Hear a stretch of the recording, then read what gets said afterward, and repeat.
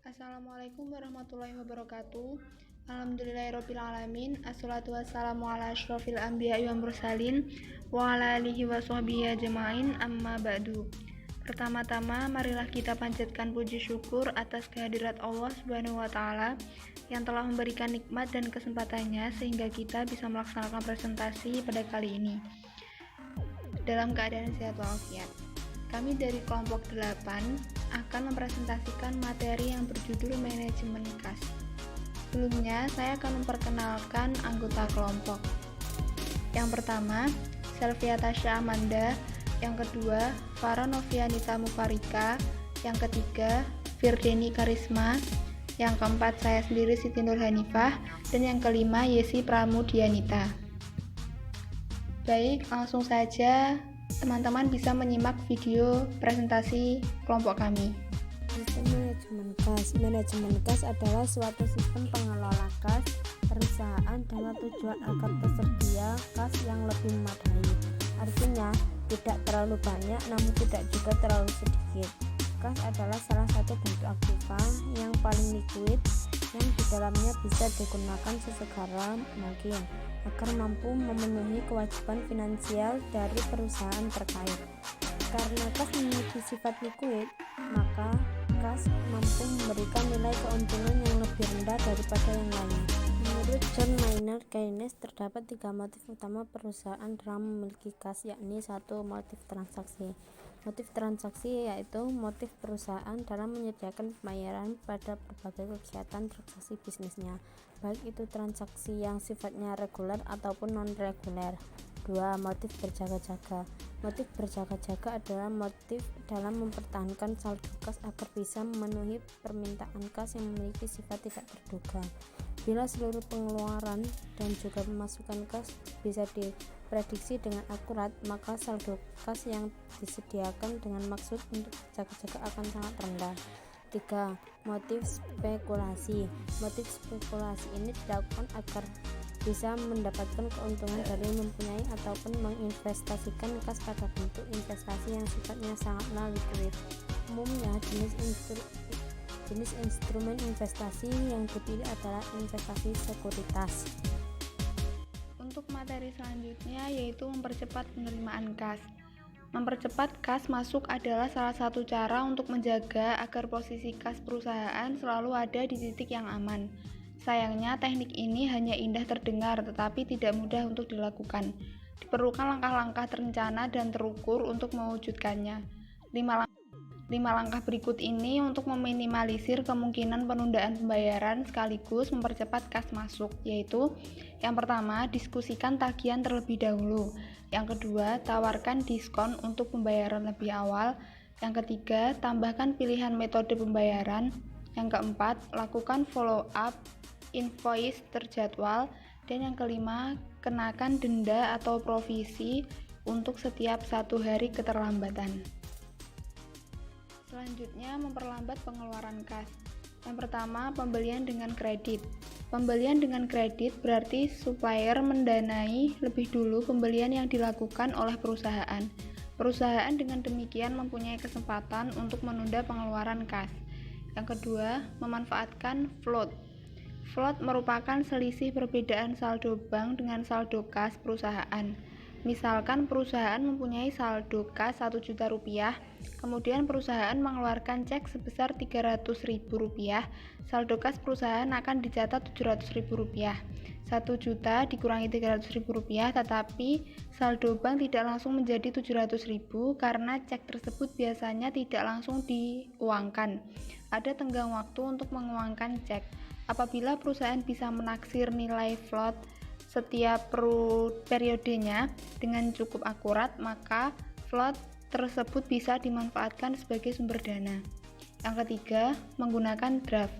Draft merupakan tanda bayar yang harus diotorisasi oleh pihak perusahaan untuk kemudian dibayarkan. Istilah kas bon sering digunakan. Dalam kas bon, apabila ada tagihan datang akan dibuatkan surat pembayaran yang kemudian baru bisa diuangkan beberapa hari kemudian. 4. Pembayaran secara sentral.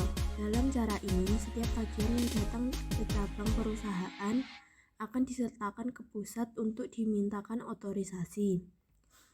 Setelah pusat memberikan otorisasi, bank kemudian diserahkan lagi ke cabang dan kemudian bisa dibayarkan. Dengan cara semacam itu, pembayaran bisa ditunda. Surat tagihan yang dibawa ke pusat akan dikembalikan lagi, akan memakan waktu. Manfaat lain dari cara semacam itu adalah pengendalian keuangan yang lebih baik, sehingga supplier diharapkan akan lebih mudah memahami prosedur semacam itu. 5. Cek dibayar pada hari tertentu. Cek bisa dipakai untuk memperlambat pembayaran kas. Misalkan gaji pegawai dibayar dalam bentuk cek yang dibayar pada hari Jumat. Biasanya cek tidak langsung diuangkan, apalagi hari Jumat merupakan hari pendek. E-commerce. Electronic commerce atau e-commerce adalah segala aktivitas jual beli yang dilakukan melalui media elektronik. E-commerce dibagi menjadi 6 golongan, yaitu 1. Business to business B2B. Jenis e-commerce di mana semua perusahaan menjual produk atau jasa kepada perusahaan lain. Dalam model e-commerce ini, biasanya pembeli memesan barang dalam jumlah besar. 2. Business to consumer B2C. Dalam jenis e-commerce ini, sebuah perusahaan menjual produk atau jasa kepada konsumen. Pada umumnya pelanggan dalam e-commerce B2C hanya mengecer. Jika Anda pernah membeli dari suatu toko online, aktivitas tersebut termasuk dalam golongan ini. 3. Consumer to consumer C2C. Pernah menjual barang bekas ke orang lain yang membutuhkannya melalui internet. Aktivitas tersebut termasuk dalam jenis e-commerce ini. Dengan kata lain, C2C adalah transaksi online antara dua individu. Consumer to business C2B berkebalikan dengan B2C. E-commerce C2B adalah skenario di mana seseorang menjual produk atau layanan kepada sebuah perusahaan. Seorang graphic designer misalnya menawarkan dan menjual logo buatannya kepada sebuah bisnis makanan. Business to Public Administration B2A. Model e-commerce ini mirip dengan B2B, tetapi pelakunya adalah bisnis dan lembaga pemerintah. Contoh B2A adalah jasa pembuatan website untuk sistem administrasi online. Consumer to Public Administration C2A. Jenis e-commerce satu ini berjalan seperti C2B, namun transaksi dilakukan oleh individu dan lembaga pemerintah. E-commerce dengan model C2A jarang ditemui di Indonesia.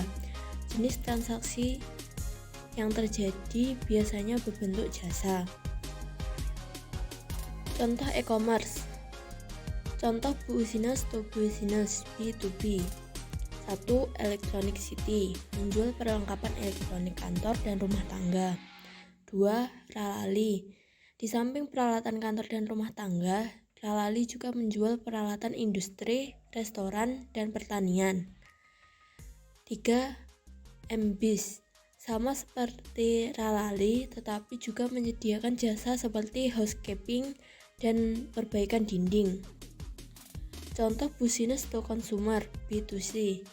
1. Lazada, menyediakan fashion, aksesoris, kosmetik, dan elektronik pribadi. 2.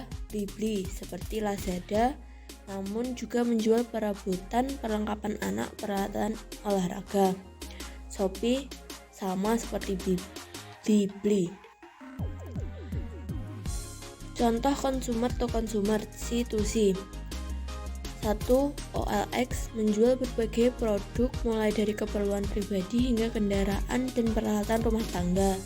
2. Tokopedia, seperti Shopee tetapi pembeli juga dapat menemukan barang bekas di sini.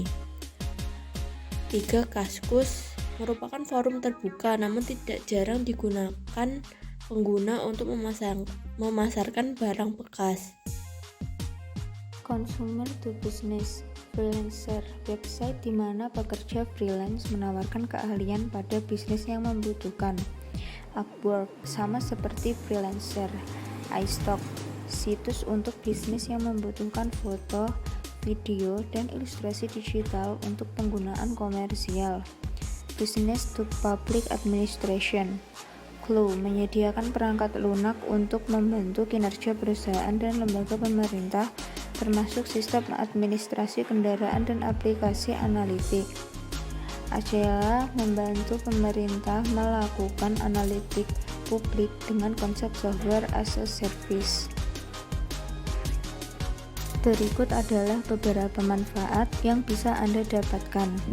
Jangkauan yang luas, tidak dibatasi oleh waktu, biaya yang lebih murah, tidak perlu stok barang sendiri, kemudahan mengelola transaksi dan pengiriman.